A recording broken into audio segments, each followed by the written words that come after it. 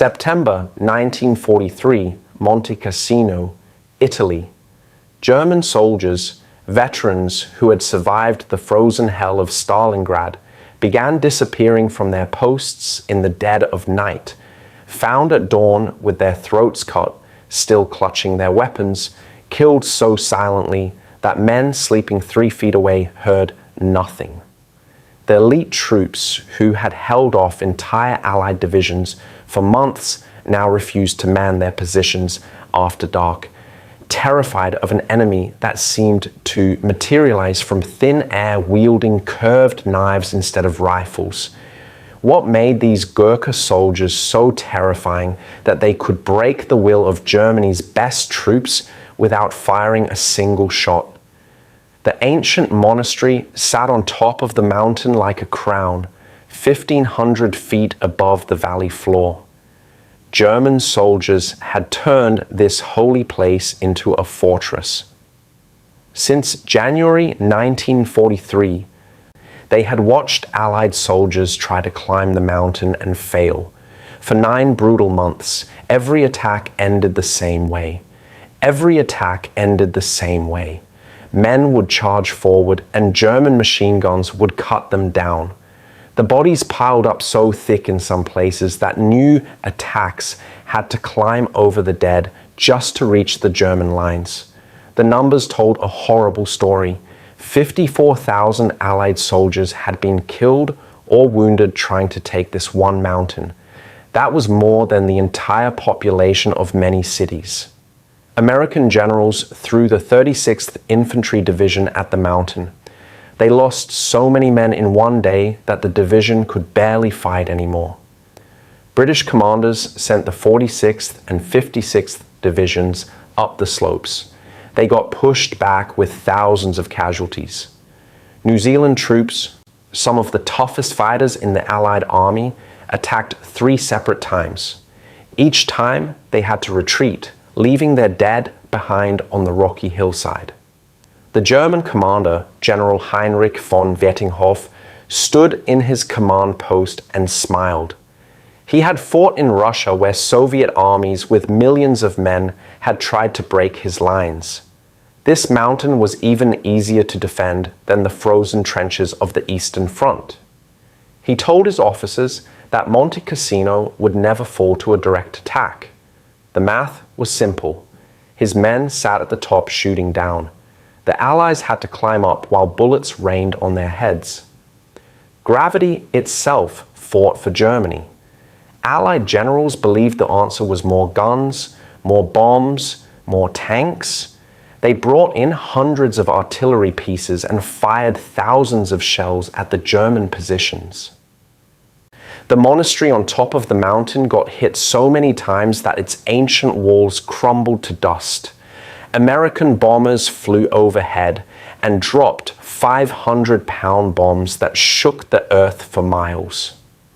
When the smoke cleared, the Germans were still there, dug into bunkers and caves that even the biggest bombs could not reach. The British tried bringing tanks up the mountain roads. The Germans let them get halfway up, then fired anti-tank guns that turned the metal machines into burning coffins.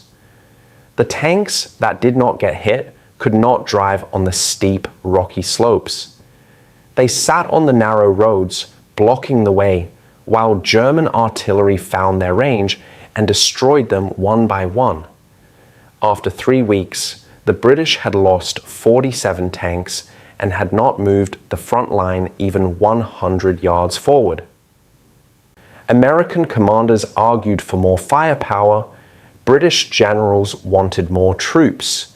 French colonial forces tried attacking from a different angle. Nothing worked. The German positions were too strong, too well placed, too carefully planned. Every approach to the mountain had German machine guns watching it. Every pile of rocks hid a German soldier with a rifle. Every turn in the road had been measured and marked, so German mortars could drop shells exactly where attacking troops would be. Then, in late September, the 4th Indian Division arrived in the valley below Monte Cassino. Most Allied commanders barely noticed them.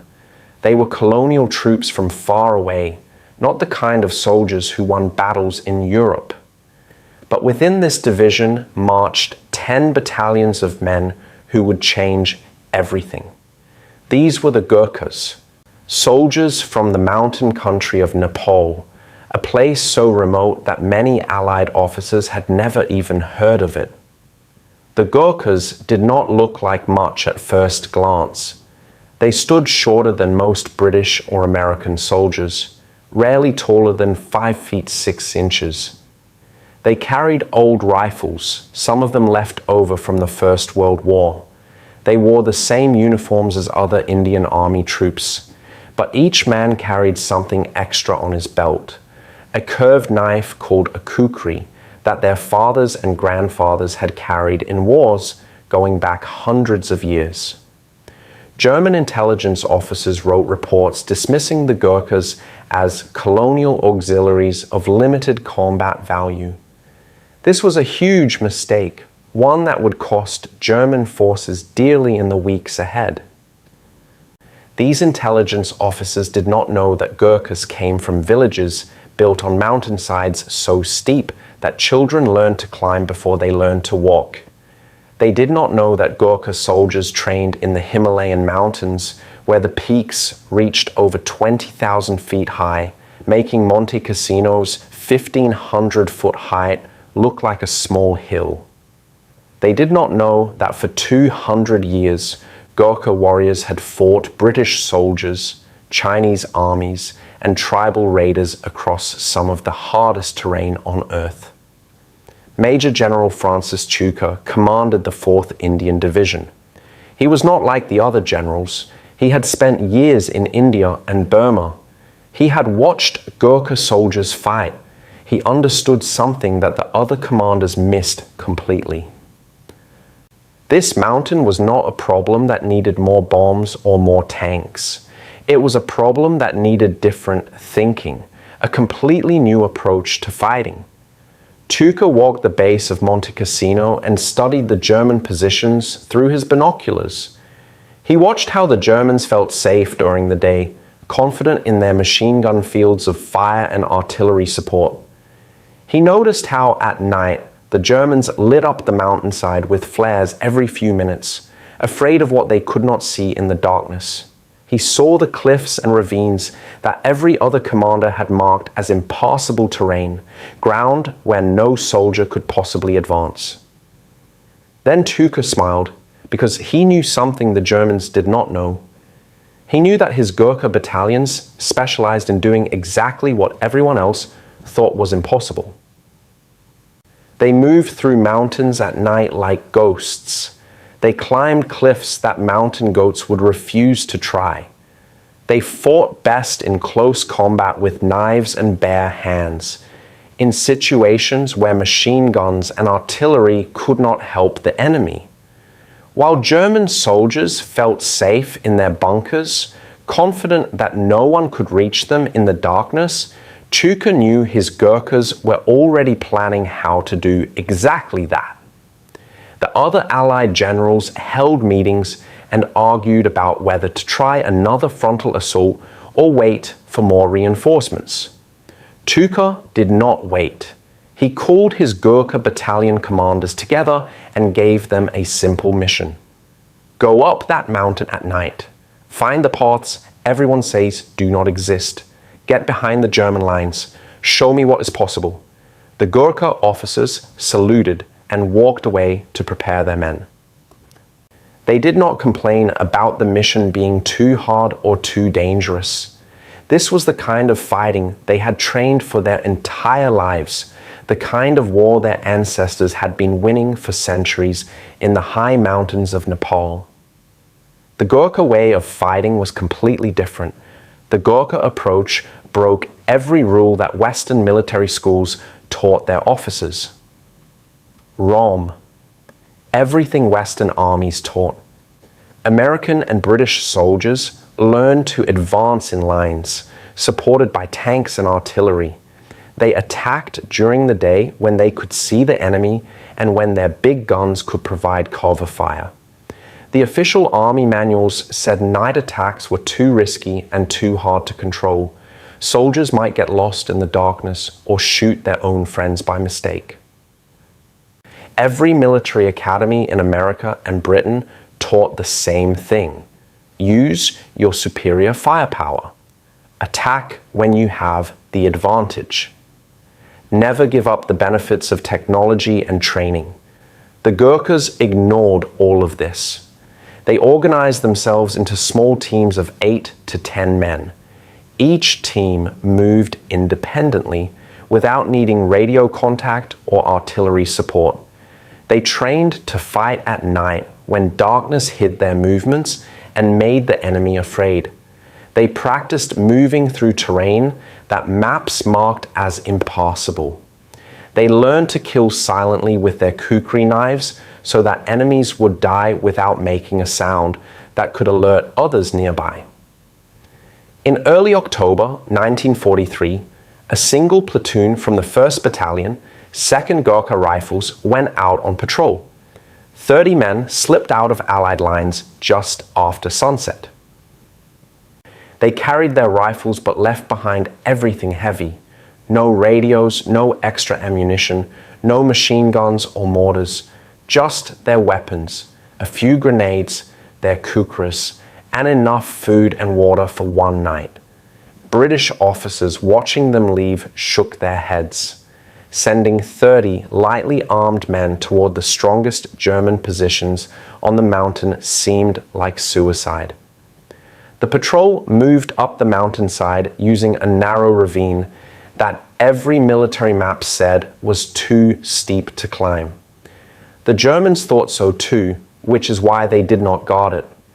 The Gurkhas climbed in complete silence, moving from rock to rock, testing each foothold before putting their weight on it.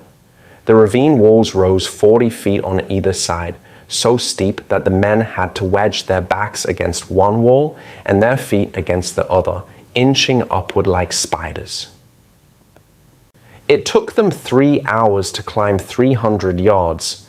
A normal infantry unit would have made noise, dislodged rocks, given away their position. The Gurkhas made no sound at all.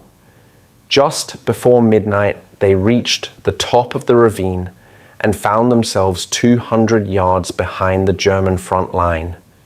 They could hear German soldiers talking in their bunkers. They could smell cigarette smoke and cooking food. They moved closer, crawling on their bellies through the rocky ground. A German machine gun nest sat 30 feet away. 3 soldiers manned it, confident they were safe because all the fighting happened down the mountain in front of them. They never imagined enemy soldiers could get behind them. The Gurkha sergeant leading the patrol made a simple hand signal. 3 men moved forward, their kukris already drawn from their belts. They covered the 30 feet in seconds, moving so quietly that the German soldiers never heard them coming. The curved blades flashed in the darkness. Within 5 seconds, all 3 German soldiers were dead, killed so quickly they never made a sound. The Gurkhas pushed the bodies aside and examined the machine gun position. They memorized exactly where it sat, what it could see, how many ammunition boxes it had. Then they moved on to the next position. Over the next 2 hours, that 30-man patrol moved through half a mile of German positions, getting close enough to count soldiers, identify weapon types, and map out the defensive layout.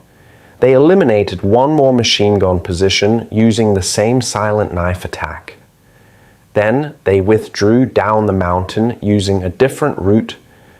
A cliff face so steep that German commanders had not bothered putting guards on it because they thought no one could possibly climb down it. The Gurkhas reached Allied lines just before dawn. They had not fired a single shot, but they brought back information that months of regular reconnaissance had failed to gather. They knew exactly where every German bunker, machine gun, mortar position, and observation post sat on that section of the mountain. British commanders studied the patrol report with amazement. Brigadier Howard Kippenberger wrote in his diary that night that the idea of sending lightly armed infantry against fortified positions had seemed like suicide, but the Gurkhas had done it and returned without losing a single man. He still wondered if it was just luck, if the next patrol would get wiped out. Lieutenant Colonel Nangle disagreed strongly. He had served with Gurkha troops in Burma and seen them do impossible things before. He arranged a demonstration to prove what Gurkhas could do. British Army engineers had marked a 300-yard cliff face on Monte Cassino as tactically irrelevant because it was obviously impassable. Nangle told a Gurkha company to climb it at night and time themselves. The demonstration happened on a cold October night with clouds covering the moon. Visibility was almost zero. British and American officers watched from below, checking their watches. The Gurkha soldiers started climbing. They used no ropes, no special equipment. They felt for handholds in the darkness and pulled themselves up the rock face. 18 minutes later, all 120 men stood at the top of the cliff. The watching officers could not believe it. Professional mountain climbers with ropes and gear would struggle to do the same climb in daylight. These soldiers had done it in darkness while carrying rifles and ammunition. After that demonstration, attitudes changed. Generals who had dismissed the Gurkhas started asking how many battalions were available and where they could be used. Plans got drawn up for a major night attack using Gurkha tactics instead of conventional methods. The first big test came in December 1943.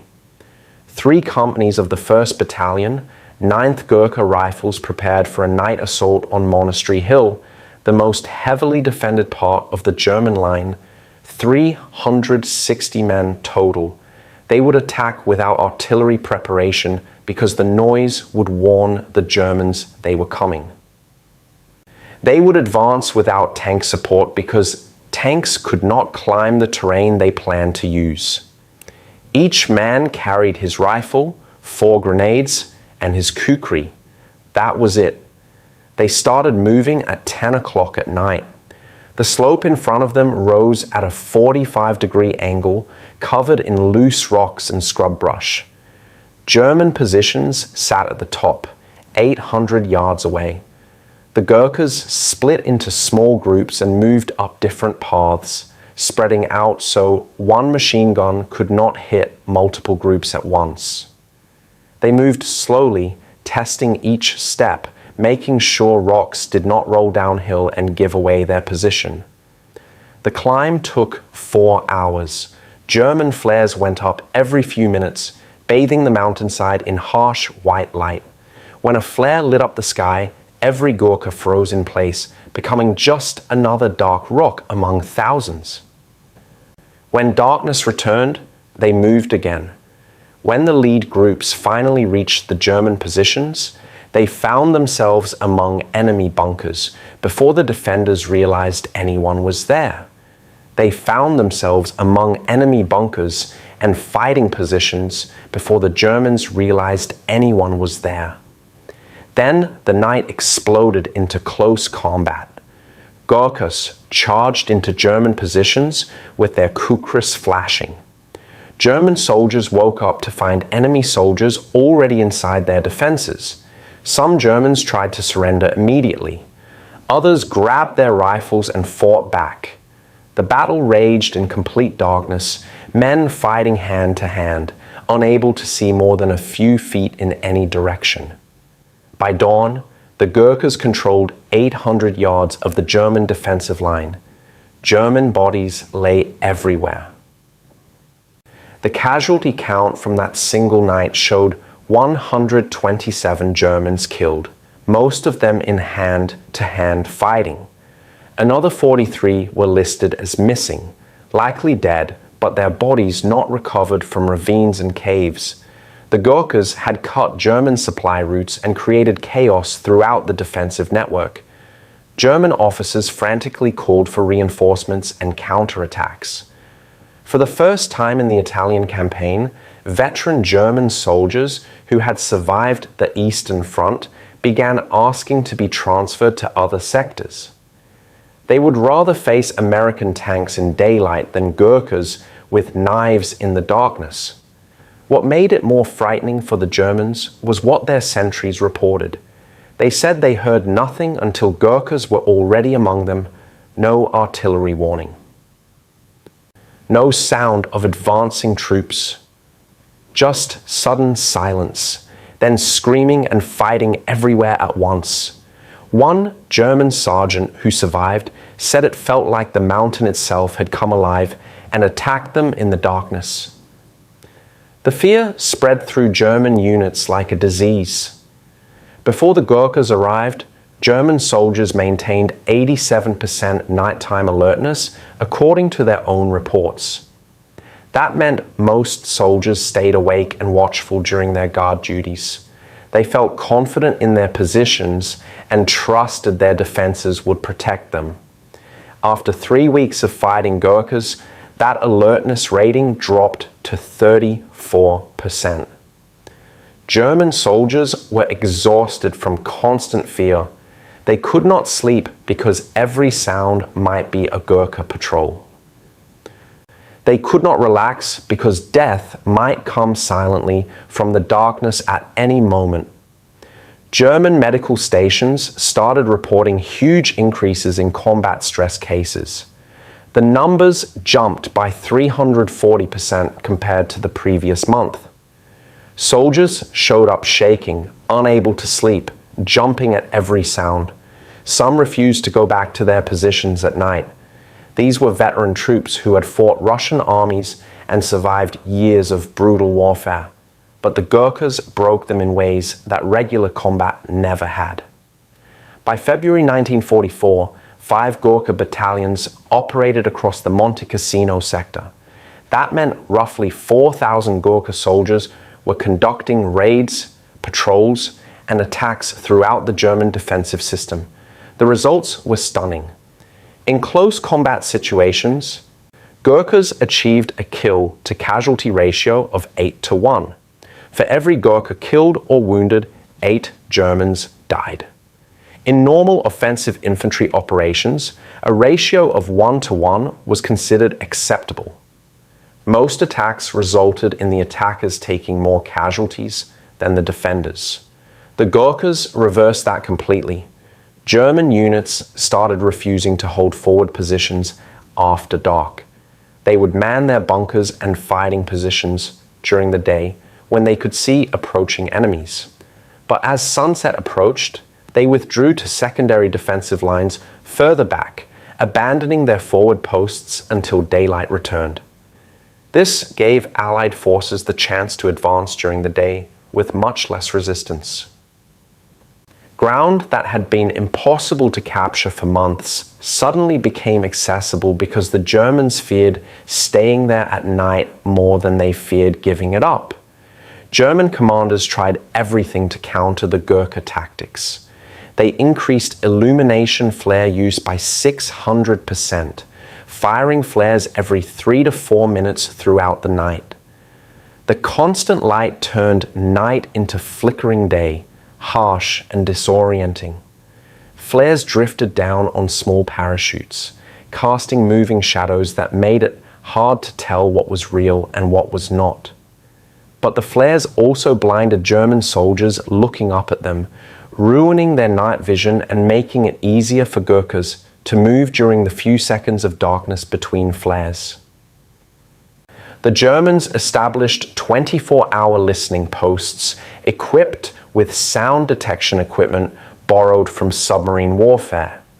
These sensitive microphones could supposedly hear a man breathing from 50 yards away, but the equipment picked up every sound on the mountain: wind rustling through bushes, rocks falling naturally from cliffs, small animals moving through the darkness.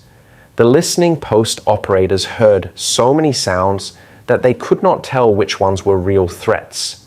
They radioed warnings constantly until their commanders stopped believing them. Machine gun positions received new orders to fire pre-planned defensive patterns every 15 minutes, whether they saw targets or not. The theory was that random machine gun fire would catch any Gurkhas trying to sneak through the darkness. The practical result was that German units burned through ammunition at incredible rates. One German division used more small arms ammunition in 2 weeks than it had fired in the entire previous month. Supply trucks could not keep up with the demand. Machine gun crews found themselves rationing bullets, having to choose between following orders to fire randomly or saving ammunition for actual combat. The German 3rd Panzergrenadier Division captured a Gurkha soldier in January 1944.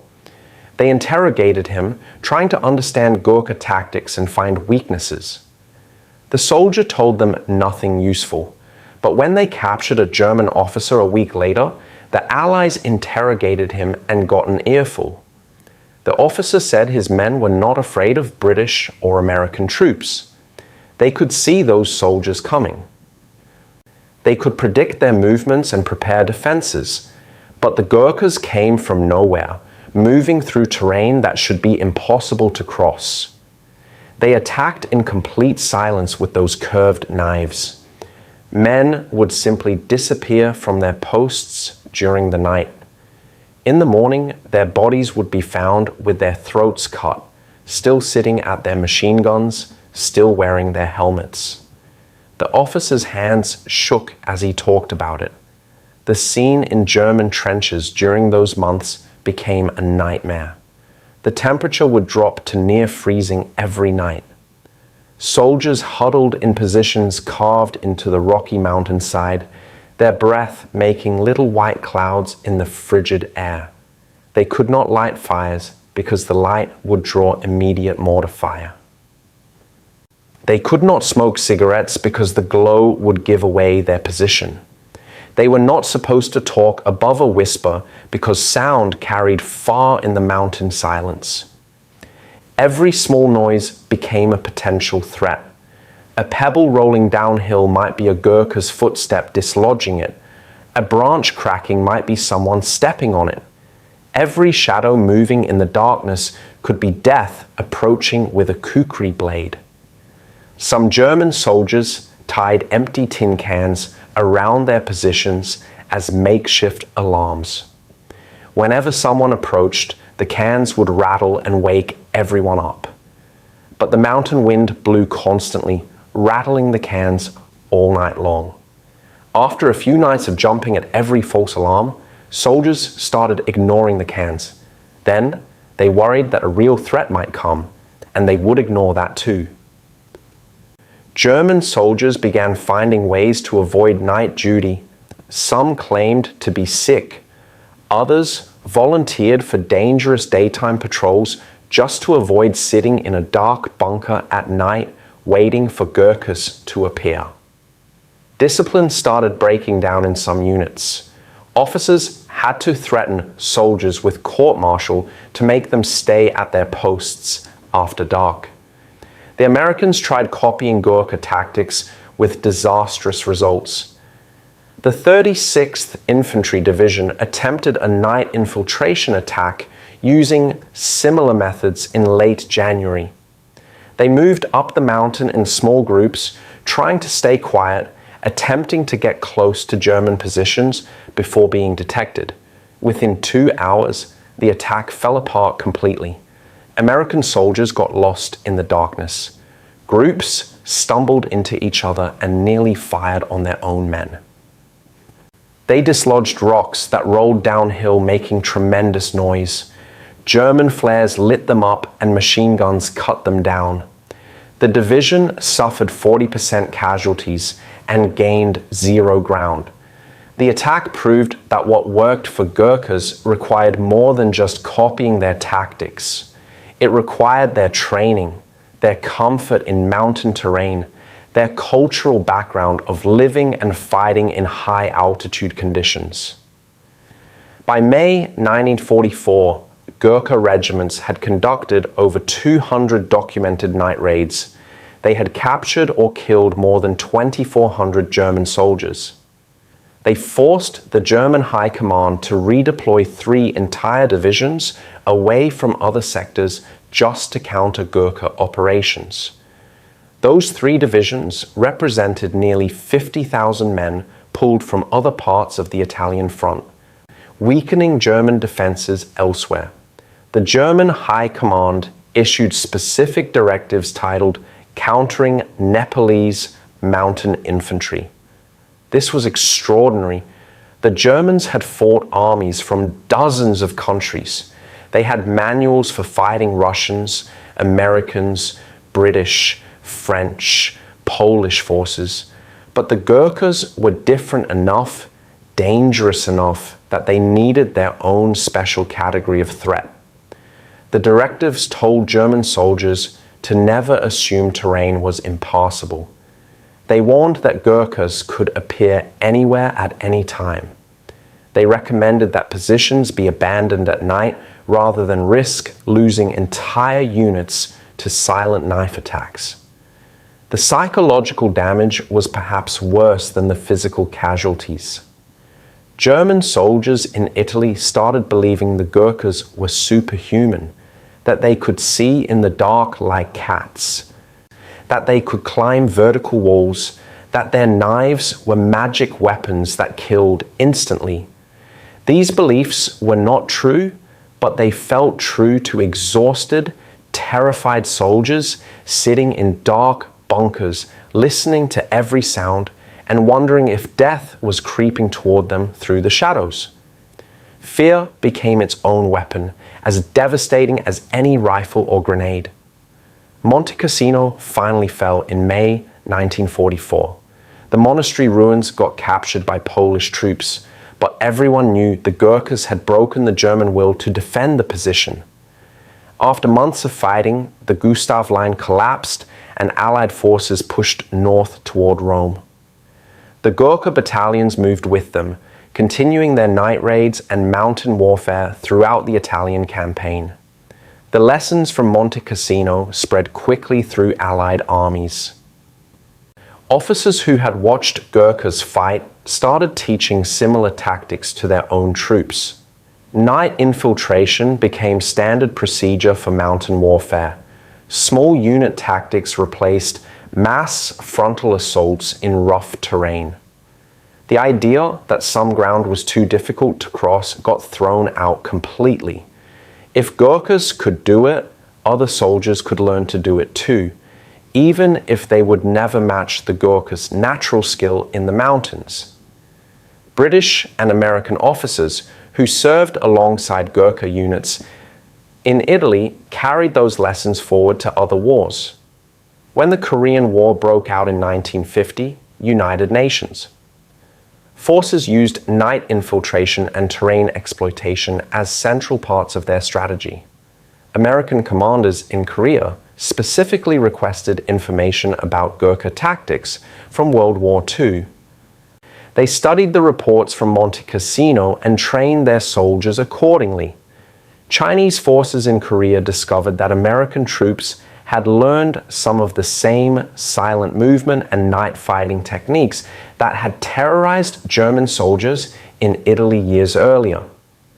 The numbers from World War II showed just how effective Gurkha regiments had been. They earned 2,734 individual awards for bravery and gallantry. That included 26 Victoria Crosses, the highest military honor in the British Empire. To understand how remarkable that is, consider that Gurkha units represented less than half of 1% of total Allied forces, but earned a hugely disproportionate share of the highest awards for courage under fire. The 1st Battalion, 2nd Gurkha Rifles, which pioneered the night infiltration tactics at Monte Cassino, continued serving until 1994. That is 50 years of continuous service. Military academies in Britain, America, India, and Nepal studied their methods and taught them to new generations of officers. The battalion's history became required reading for anyone learning about mountain warfare or small unit tactics. Major Panpagta Gurung earned his Victoria Cross during the Italian campaign for an attack where he single-handedly knocked out 3 Japanese machine gun positions using only his kukri and grenades. He survived the war and lived until 2008, reaching the age of 86. He became a living symbol of what Gurkha soldiers represented, the combination of incredible bravery and practical fighting skill that had defeated larger, better equipped forces through sheer determination and tactical excellence. Modern special operations. Forces around the world incorporate Gurkha techniques in their training programs. The British Special Air Service, the American Army Rangers, the Indian Para-Commandos, and special forces from dozens of other countries all teach their soldiers some version of what Gurkhas perfected in World War II. Silent movement through difficult terrain, night combat operations, close quarters fighting with edged weapons, the psychological advantage of operating when and where the enemy expects to be safe. These concepts came straight from watching Gurkhas fight in Italy and Burma during the 1940s. The broader lesson reaches far beyond military history. The German army in 1943 was probably the most professionally skilled military force in the world at that time. German soldiers had excellent training, the latest equipment, superior technology in many areas, and battle-tested doctrine developed through years of warfare.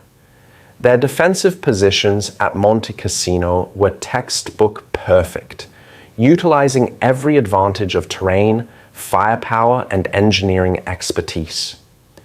Yet they got consistently defeated by soldiers who carried World War I era rifles and 19th century knives. The Gurkhas succeeded not because they had better weapons or more men or superior technology. They won because they understood the terrain better than anyone else. They turned the mountain itself into their ally. They exploited the one resource that cannot be manufactured in factories or purchased with military budgets: the human capacity to operate effectively in conditions that break other people. The Germans lost at Monte Cassino because they believed their own assumptions about what was possible and what was impossible. They looked at cliffs and ravines and decided no one could cross them, so they did not guard them. They assumed night attacks were too risky and complicated, so they felt safe after dark. They thought colonial troops from a small Asian country could not possibly match German military proficiency. Every one of those assumptions proved wrong, and those mistakes cost thousands of German lives and eventually cost them the entire defensive line. This pattern appears throughout history.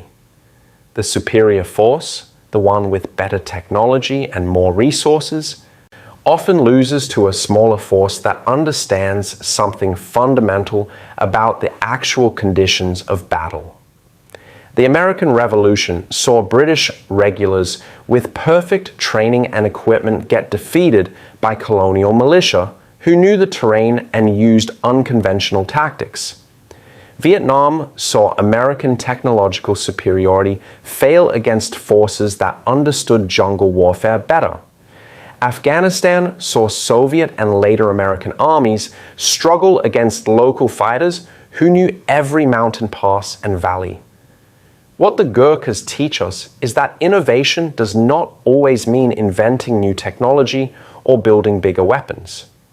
Sometimes innovation means recognizing that the impossible terrain, the impractical tactics, or the outdated approaches might be exactly what a seemingly unsolvable problem requires. The curved kukri blade, forged in Nepalese villages using methods passed down through generations, proved more decisive than the latest German machine gun technology. Not because it was superior technology in any objective sense, but because it was wielded by men who understood that warfare is ultimately about will, adaptation, and the courage to fight on terms your enemy never anticipated. Modern militaries still study Monte Cassino and still train soldiers in Gurkha tactics because the lessons remain relevant. Technology changes constantly. New weapons appear every year. But the fundamental principles of warfare stay the same. Understanding your environment matters more than having the biggest guns. Psychological warfare can be as effective as physical combat.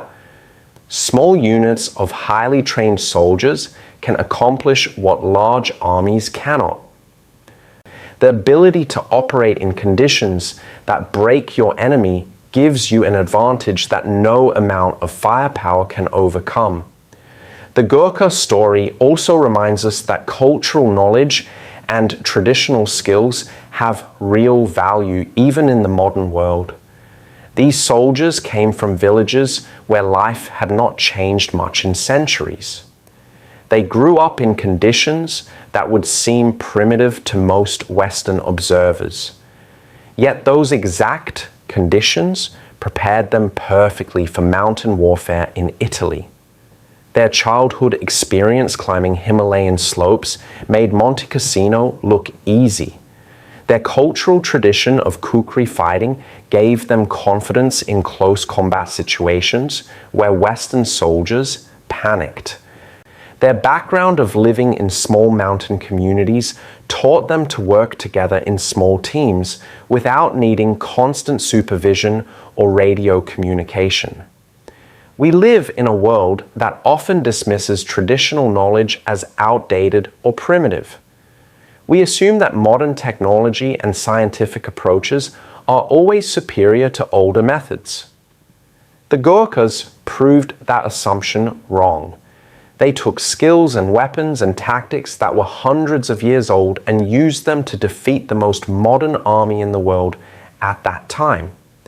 They showed that sometimes the old ways work better than new technology, not because the old ways are superior in general, but because they fit the specific situation better. The final lesson from the Gurkhas is about respect and humility. The German commanders who dismissed them as colonial auxiliaries of limited combat value made a catastrophic mistake. They assumed that soldiers from a small, poor country could not possibly match the fighting ability of German troops. They learned too late that courage, skill, and tactical intelligence matter more than economic development or technological advancement. The British and American commanders who initially doubted Gurkha capabilities learned the same lesson, though fortunately for them, they learned it early enough to change their tactics and use Gurkhas effectively. Today, when we face problems that seem impossible to solve with our current methods and technology, we should remember Monte Cassino. Sometimes the solution is not more firepower or bigger budgets or newer technology. Sometimes the solution is looking at the problem from a completely different angle, finding an approach that everyone else dismissed as impractical, and having the courage to try tactics that conventional wisdom says cannot work. The Gurkhas won their battles not because they were superhuman, but because they refused to accept that anything was truly impossible. They looked at terrain that stopped everyone else and found a way through. They operated in conditions that broke other soldiers and thrived. They fought with simple weapons against superior technology and won because they understood what really mattered in combat. That is the legacy of what happened on the slopes of Monte Cassino in 1943 and 1944. A few thousand soldiers with old rifles and curved knives taught the world that innovation, courage, and tactical intelligence can overcome any technological advantage. The German soldiers who survived fighting Gurkhas never forgot the experience.